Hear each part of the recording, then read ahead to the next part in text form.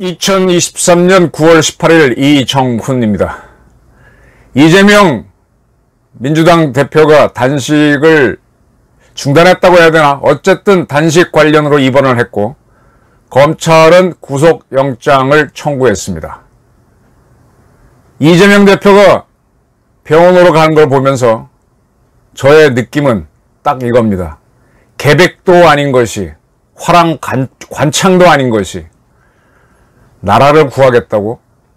점점점입니다. 이 정도의 길을 가지고 김정은을 상대하고 이 시끄럽고 말만한 대한민국을 이끌겠다고 나섰던 이재명이 가소롭다. 저는 이렇게 얘기하고 싶습니다.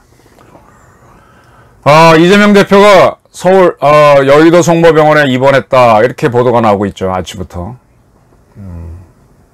그렇게 된 데는 민주당의 원로들이 어제인 17일부터 단식 중단을 요구했기 때문으로 보입니다.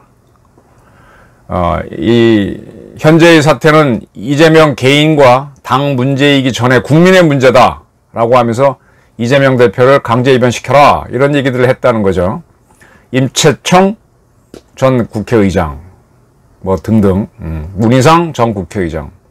그래서 이렇게 민주당 내부에서 결단을 내려야 한다라는 의견이 있었고, 그래서 결단을 민주당의 결단으로 이렇게 간 것 같아요.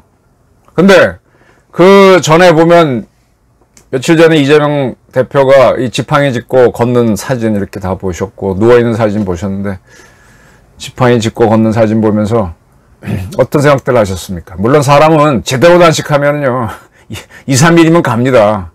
많이 곡기를 좀 덜 먹은 상태라면 상당히 빨리 갈 수 있어요. 그렇긴 한데 뭐 저런 단식하려면 뭐하러 했지? 근데 지금 이 오비 일학일 수 있지만 저는 오비 일학이 아니라 사전 정보라는 느낌이 많이 들어요. 서울중앙지검 반부패 수사 일부에서 이재명 씨가 성모병원으로 간 직후에 구속영장을 청구했습니다. 백현동 쌍방울 사건 등등에 대해서 특정범죄 가중처벌법상 배임, 뇌물, 뇌물도 보는구나, 위증교사, 외국환 거래법 위반 혐의 등을 적용했습니다. 백현동 관련해서는 성남도시개발공사에 200억 원 상당의 손해를 가한 혐의, 그리고 이 개발을 하게 된 민간업자한테는 1356억 원에 이르는 이익을 보게 해준 혐의, 이런 거죠. 그 다음에 그 옛날에 KBS 추적 60분 하고 뭐 하면서 검사 사칭한 거 있죠. 거기에 대해서 위증을 교사한 혐의 등등. 그 다음에 쌍방울 게이트에서 쌍방울이 돈을 대납해주고 뭐 어쩌고 한 것들, 이런 것들입니다. 자, 이렇게 이제 구속영장이 청구가 되면은 다시 법원이 체포동의안을 국회에 보내게 되고, 국회는 회기가 열릴 때 여기에 대해서 논의하게 됩니다. 지금 민주당에서는 체포동의안이 오게 되면은 불결을 시켜주자가 아니라 동의해주자, 이거 체포하게 해주자, 이런 주장들이 많았죠. 지난번 그분 누구죠? 외국어대학교 법대 교수하다가 김 누구예요? 비상위원장인가 들어와 갔다가 온갖 불미스러운 사건 터지면서 나갔던 그분들이 뭐라고 이렇게 해놓은 게 있는데 그거대로 할지 안 할지 모르지만 그래서 이제 체포동의안을 안 해주면, 또 해주면 참 이제 계속 화살이 민주당한테 날아가게 됐습니다. 그래서 체포동의안에 동의해주면 구속적 부심 받으면서 그럴 거고, 거기에서 만약에 구속이 결정되면 계속 이재명은 이제 뉴스에 가면서 이제 코너에 몰리게 되죠. 우리나라 검찰에 또 제가 한번 말씀드렸지만 공무원들이라고 다 보수파일 것 같죠? 정치적으로는 보수파가 맞아요. 근데 지역적으로 딱 나눠져 있어가지고 국정원조차도 어떤 정보들은 어떻게 보면 진짜 알짜 정보는 민주당 계열로 넘어가서 또 그쪽으로 운동권에 연결돼서 이북으로 휙 가는 게 많아요. 있습니다. 정치적으로는 보수인데 그쪽으로 충성하는 사람들이 있어요. 그러니까 지금 뭐 상식적으로 쭉 봐도 그쪽에도 민주당에도 법조를 하신 사람들이 있으니까 이재명에 대한 영장이 청구될까라는 거는 다 아는 거니까 그 직전에 성모병원으로 강제 입원시키는 식으로 딱 돌렸고 그렇게 해서 했습니다. 이렇게 해서 이 세상은요, 글쎄 뭐 불교용어로 까르마라 그러죠. 까르마. 자기가 한 것에 따라서 그 업보를 받는 거잖아요. 그래서 피해갈 수가 없잖아요. 근데 그걸 끊어내려면 까르마라는 게 얼마나 지독한가 하면은 내 조상, 내 부모 끝까지도 다 내가 안 한 건데도 내가 따라오게 되지 않습니까? 그게 핏줄의 인연이고 그게 참 무서운 건데 어떻게 보면 억울하기도 하고, 근데 거꾸로 보게 되면 나란 사람을 부모가 만들어줬으니까 어쩔 수 없기도 하고, 근데 그걸 끊어내는 방법이 뭡니까? 단호한 행동이죠. 이렇게 탁 인연을 끌어버리는 거죠. 그래서 불가에서는 출가를 하라 그러고, 그리고 이제 그 자기의 까르마를 괴롭게 하는 모든 기억들을 완전히 지우는 소각을 하라 그러고, 단절을 시키라 그러죠. 아주 모진 사람이 되라 그러죠. 지금 민주당하고 이재명 씨가 지금 이 끌어내는 걸 작업을 하는 것처럼 보였다가 이것도 저것도 아니고 못 끌어내는 거죠. 자기가 저렇게 살았기 때문에. 전 이재명 씨를 지난 대통령 선거 때 보면서 윤석열 후보가 어느 지방 연설하다 갑자기 어퍼컷 세레머니를 했어요. 근데 그게 꽤 화제가 됐었죠.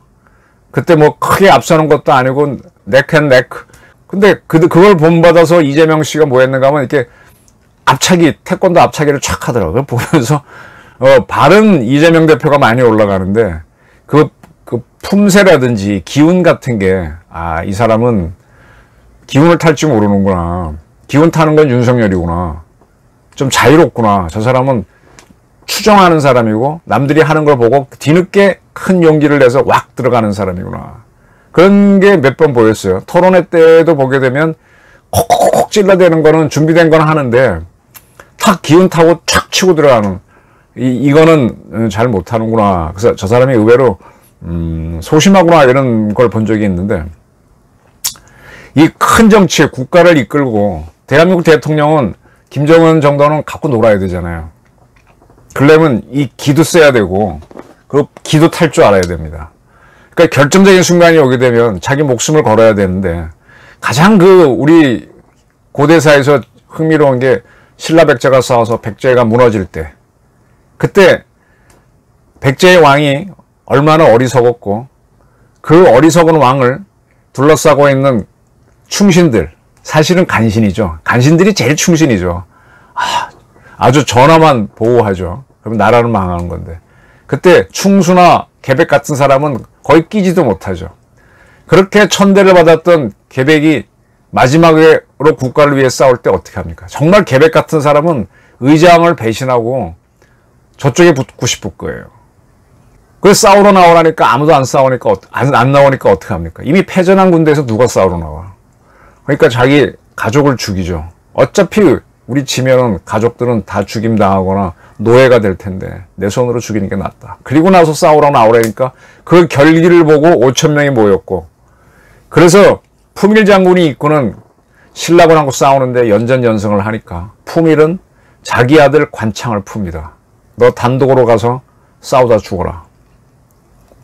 품일이, 그때 관창이 뭐 20살 정도밖에 안 되죠.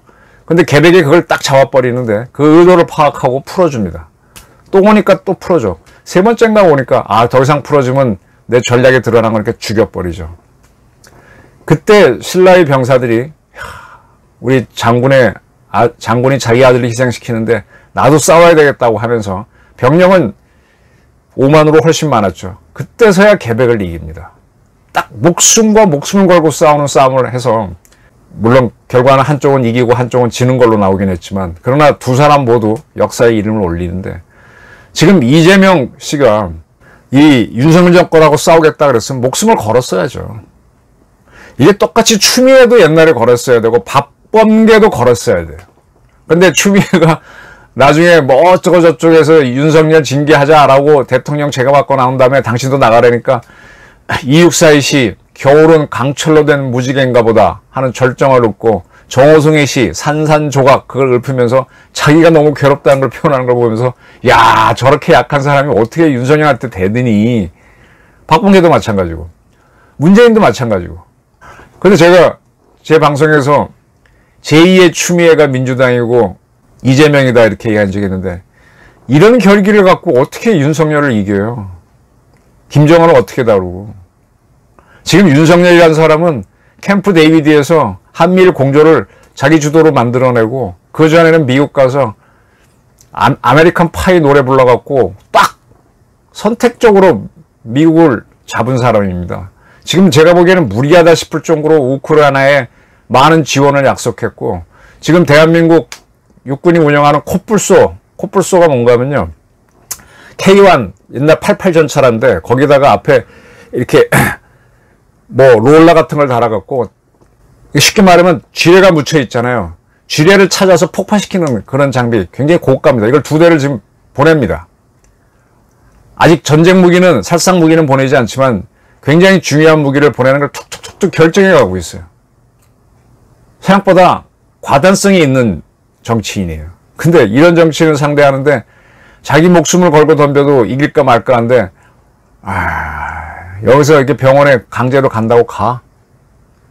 그리고 민주당에 있는 그 원로들이라는 사람들도 참 약한 거지. 한번 희생양 만들어보고 자기들도 결사 싸워야 되는데 그걸 피하는 거죠. 또 그걸 받아들인 민주당의 원로가 아닌 실무자들도 역시 약한 사람들이고 나는 살고 싶어 해서 안 돼요 하는 거지. 계백도 아닌 것이 관창도 아닌 것이 김정은을 상대하겠다고 대한민국을 이끌겠다고 웃기지 마십시오. 우리 그렇게 우스운 나라 아닙니다. 그리고 윤석열 대통령에 대해서 아마 다시 평가해야 될 겁니다. 다시 봐야 될 겁니다. 앞으로 뭐 정치를 잘하냐 뭐하냐는 떠나서 그 사람의 기백에 대해서는 다시 봐야 될 겁니다. 이재명 정도보다는 훨씬 기가 세고 큰 사람으로 보입니다. 네. 이재명 단식 강제 입원했다는 것과 더불어 구속영장 청구했다는 걸 보면서 결전을 못하는 정치인이었구나. 그러니까 자기 부인의 버카 사건, 아들의 뭐 도박 사건에 대해서 그러고 넘어가지. 목숨을 못 거는 지도자가 무슨 자기 살라고 국회의원 된 거지. 대선 떨어지고. 근데 그게 그렇게 되겠냐고요. 자기 까르마가 있는데. 이 까르마를 지우려면 한 번 걸고 끊어내야 되는데 못 끊어냅니다. 그래서 그 까르마에 의해서 제가 뭐 종교인은 아니지만 가만히 보게 되면 법이든 뭐든 까르마대로 갑니다. 까르마에 의해서 이재명은 감옥에 갑니다. 저희 판단이었습니다. 감사합니다.